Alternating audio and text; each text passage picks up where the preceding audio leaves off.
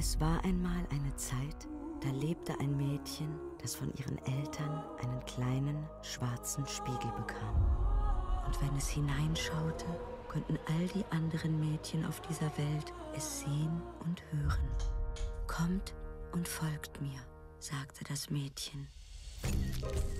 Hey Leute und ganz herzlich willkommen zu diesem Video hier auf meinem Kanal. Leo Bellies. Du hast ja auch auf Instagram eine riesen Fanbase und YouTube machst du ja auch und Snapchat. Ist da Kreativität dahinter? Ist da Mode dahinter auf jeden Fall? 1 Million Menschen folgen mir auf Instagram.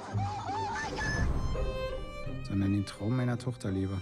Es ist der Wahnsinn, was Leo uns hier ermöglicht. Ich will mein altes Leben nicht zurück.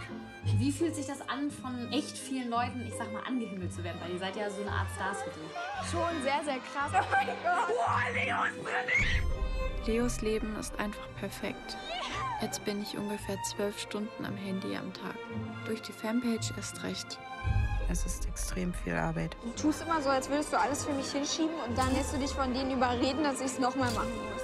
Dann dauert es ja noch länger. Leo, wir werden es nie perfekt Wir werden es perfekt hinkriegen, wenn man es einfach mal probiert. Bring die scheiß Luftballons gleich ins Auto und kann sich die Scheiße selber ausholen.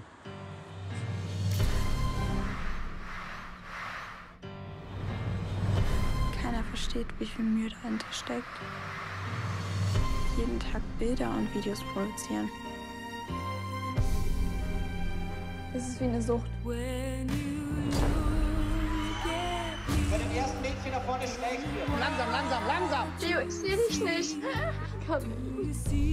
Ich spüre den Hate jeden Tag. Scheißmail auf sie. Ich werde dich finden. Ich werde dich töten. Ich glaube, dass meine Eltern sich nur das Beste für mich erträumen, indem ich viel Geld verdiene. Dass ich das beste Leben habe, das ich mir vorstellen kann.